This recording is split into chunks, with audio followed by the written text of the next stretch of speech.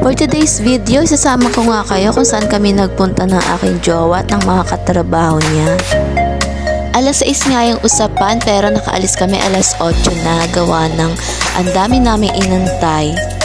Sobrang yamot na nga ako kasi nga sobrang aga namin, pero ang ending alas 8 na kami nakaalis. Sobrang pagod talaga, pero worth it naman yung napuntahan namin kasi nakapunta kami sa Binyagan at napadaan din kami dito sa isa sa 7 lakes sa San Pablo. Sobrang ganda nga dito guys, lalo na kung may kasama kang pamilya at kung may kasama kang jowa. Ang sarap dito magbanding. Di ka nga dito magugutom kasi nga ang daming pagkain na mabibili sa gilid, yung mga turo-turo. At syempre kung ayaw mo naman bumili, pwede ka naman magdala ng pagkain. Wala nga pala dito ang entrance kasi nga kami nakamotor lang, dire-diretso lang kami. Pagkagalingan namin sa Chaong, Quezon, dito kami dumiretso gawa ng sobrang traffic ng aming nadaanan, kaya gusto nga namin magpahinga muna. At isa pa, sobrang init ng aming biyahe kasama pa ng sobrang traffic. Ewan ko ba ba't tanghaling tapat sobrang traffic sa nadaanan namin.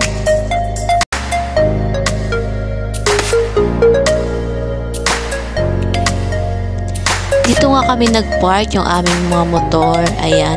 At kung makikita nyo guys, ayan, may tindahan nga dyan, talagang hindi ka magugutom. Depende na lang sa'yo kung gusto mong bumili or hindi.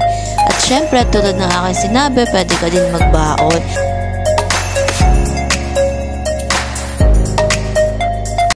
Pagdating nga dito, kanya-kanya muna kami. Yung iba ayun, nag-iipon-ipon. Yung isa naman, nagsiselfie. At syempre, ako nagbibideo.